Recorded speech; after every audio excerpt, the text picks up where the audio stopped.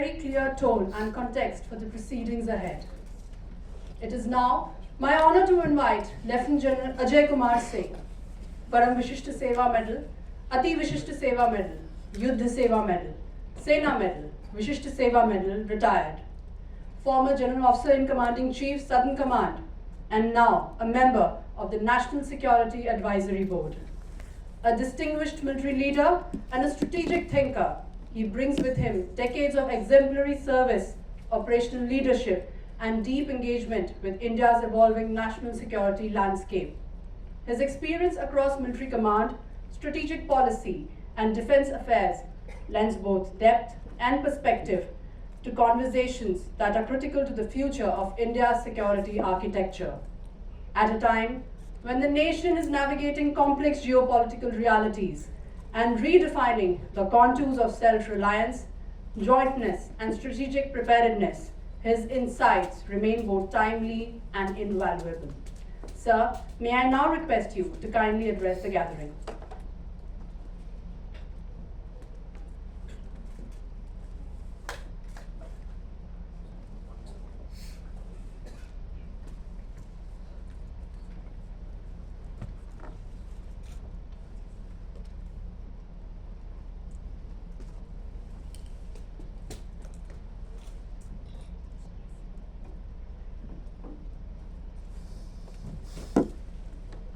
Jai Hind. The ex-Air Chief, Air Chief Marshal R.K.S. Bhaduria, who just moved in, sir. It's nice to see you here, sir. Air Marshal Ashutosh Dikshit, the CISC, Vice Admiral Vineet McCarthy, the District's DOT, Dr. Vivek Lal, the CEO of General Atomics, Mr. Ashish Kansal, the Director of SMPP, distinguished guests, officers, ladies and gentlemen. First of all, I extend each one of you a hearty welcome to the third edition of Kalam and Kavach, a defense strategic dialogue. For me personally, it's a momentous day and a momentous event. And why I say is that the seed of the Kalam and Kavach was sown way back in 2023 in a chance encounter with Mr. Rajan Arya when he called on me at my office when I was the Southern Army Commander. And we broached this idea that why not have number of such defense strategic dialogue. If India has to achieve, and become a developed country by 2047, I think we must ideate more, we must discuss more. We must give out solutions which are more relevant to the current times.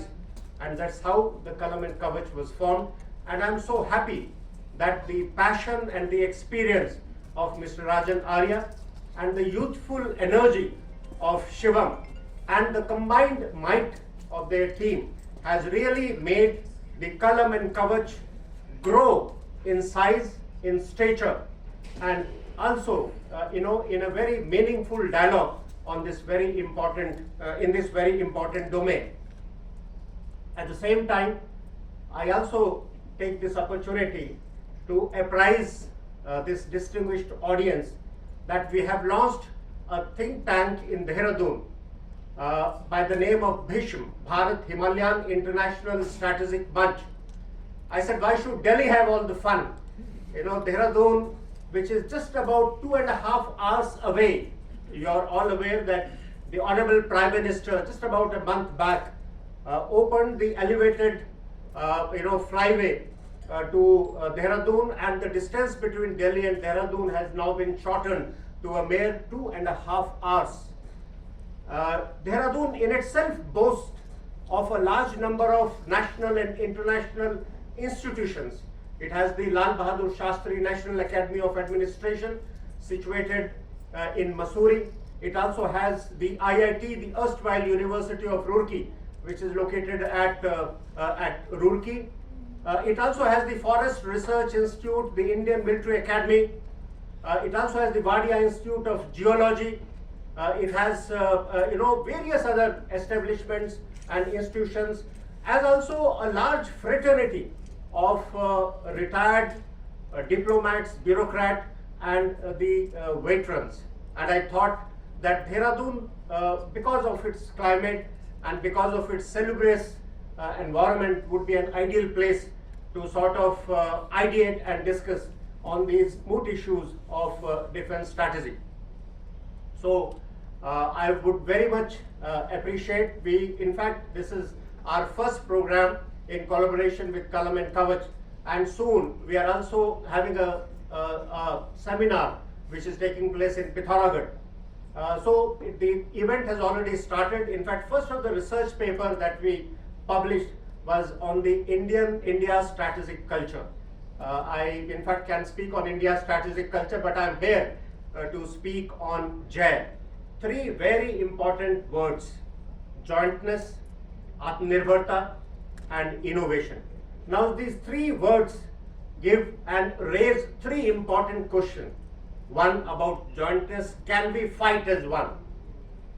Armies traditionally have evolved in three distinct domains: that the army for the land borders, in the land domain, the air force for the air domain, and the navy for the maritime domain. All the three services have developed their own unique culture. They have developed their own unique strengths.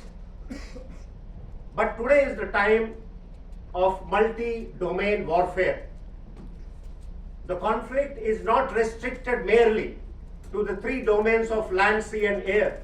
In fact, it is literally crept into every domain, whether it is space, or it is cyberspace, or it is economy, water, supply chain resilience, and things like that. So in this era of multi-domain warfare, it is extremely important that this concept of JAI is not merely a theoretical construct, is not merely a slogan. It is something that we should be able to sort of translate into preparedness and operational readiness. In fact, not compromising on my humility, I dare say that possibly I am one of the most eligible speaker to talk on JAI. And why I say is because I belong to 11GR, and you will find, I'll give you why this simile is there. In 11GR, 1 and 1 is not 2, it is 11. We have also, imbibed this concept of jointness. In fact, we are the first regiment which believed in cross-pollination. So the commanding officer of one, who just got approved, would command a different unit. And when you go to different domains, when there is a cross-pollination, then you learn the best practices of each other. And then as a subunit, as a regiment, or as an organization, or the three services, you can develop in a holistic manner. Some of you possibly may be aware that 11GR is the first regiment to be raised after independence in 1947. So we are the first authentic indigenous regiment. So Atmanirbharta, indigenous kind of an organization started with 11 Gorkha Rifles. Coming to innovation, you would have mostly seen that the Cat A, Cat B establishments are generally static in nature. But ours has been a center that has been moving quite a lot. We were raised in Palampur, we moved to Clement Town in Dehradun. Within Dehradun, we moved from Clement Town to Gangoda. From there, we moved to Jalapahad in Darjeeling. And from Darjeeling, now we are located in Lucknow. So even the regimental centers have been moving, going to new places, testing itself in the new environment. And we also innovated in a beautiful manner wherein, when there was a question of locating our reserve or asterisk battalion, we actually chose Lucknow. So a regimental center and a unit combined together, there is a huge hell lot of complementarity. So that is why I feel that an officer from 11GR is quite eminently suitable. And because of this JAI concept, the regiment has done quite well. This regiment has the singular honor of producing the first CDS, the second CDS, and nearly missed a hat-trick. So coming to the jointness, it's unity in action. When you are joined together, and as I mentioned, it's not just the three domains, but today the warfare has multi-domain. And that's why it's important for us to join our efforts and work as a team in one particular banner. And that's why jointness becomes important. Atmanirbharta, I think it is primarily how it frees a nation to do what it wants to do. I think when there is a crisis, when there is a conflict, you can't be looking forward towards supply of ammunition, towards the resilience of your supply chain, towards ammunition coming from somewhere, towards software upgrade coming from somewhere, the technical teams coming from somewhere. I think all of it has to be within the country. And I think the conflicts which are raising around have proven this point beyond any reasonable doubt. When it comes to innovation, it is the speed with which you adapt. I think today it is very important. The threats are sort of emerging continuously and constantly. Can you innovate? Can you adapt much more quickly than the threats are changing today? I think that is what possibly the innovation in its most essential holistic sense would imply.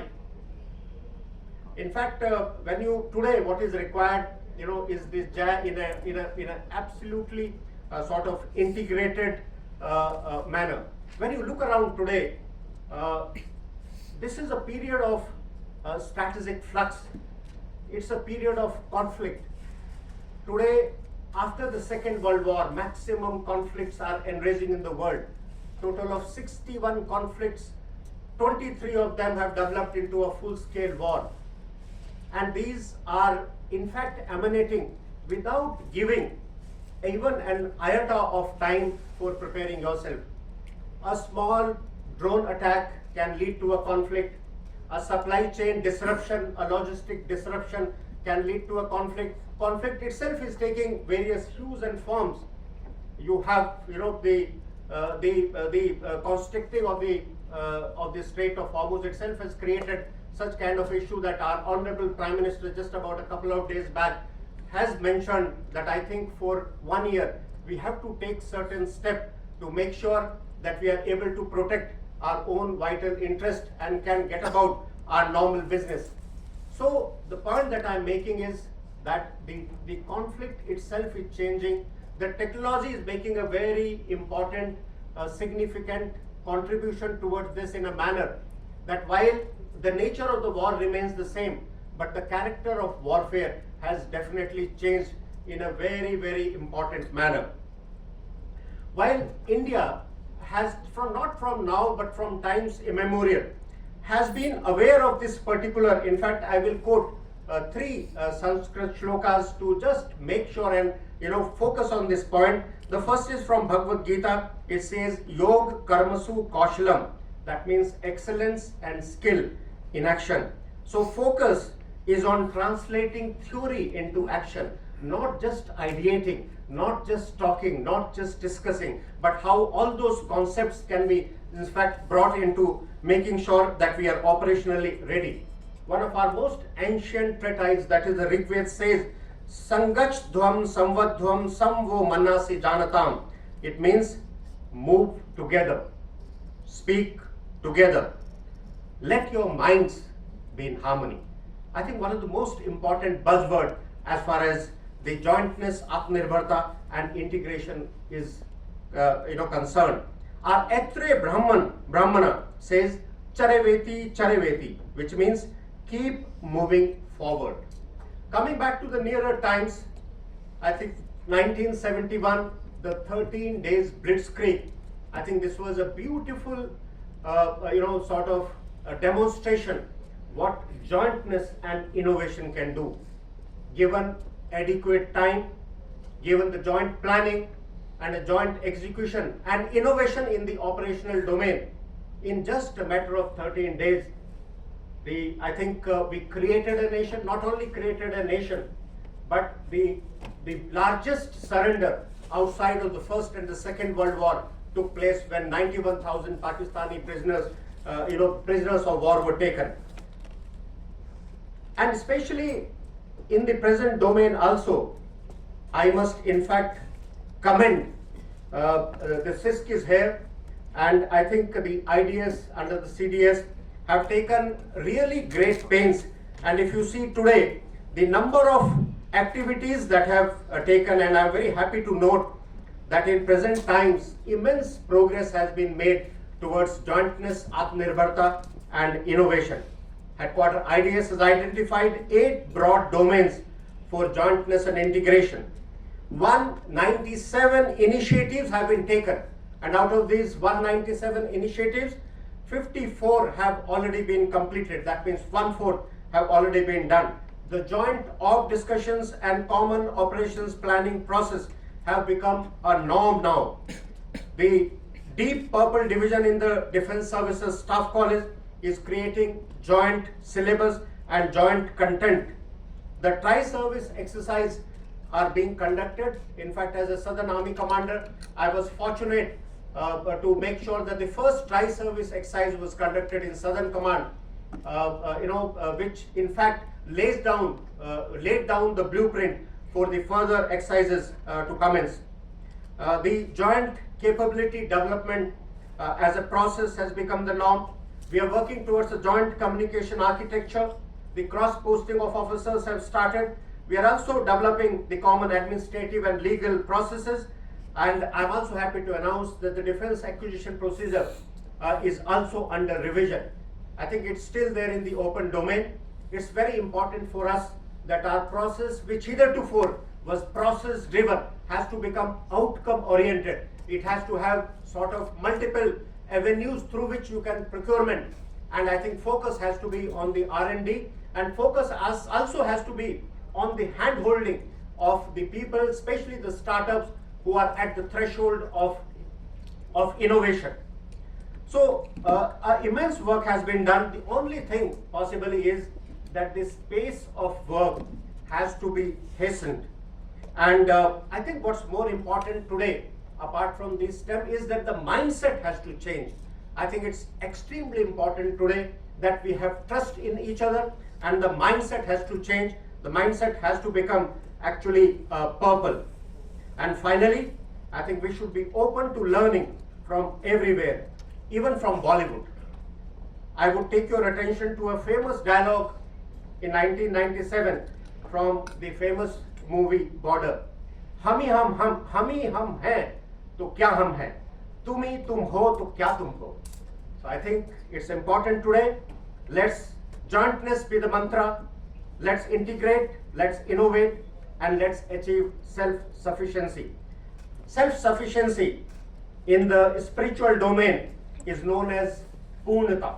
And there's a beautiful dialogue, beautiful shlok in Sanskrit, in Rig Veda, which says, Om Purnamadah Purnamidam Purnat Purnamudachyate Purnasya Purnamadai Purnamevavashishyate. When you achieve a Purnata, then if Purnata is taking out from Purnata, what remains is Purnata.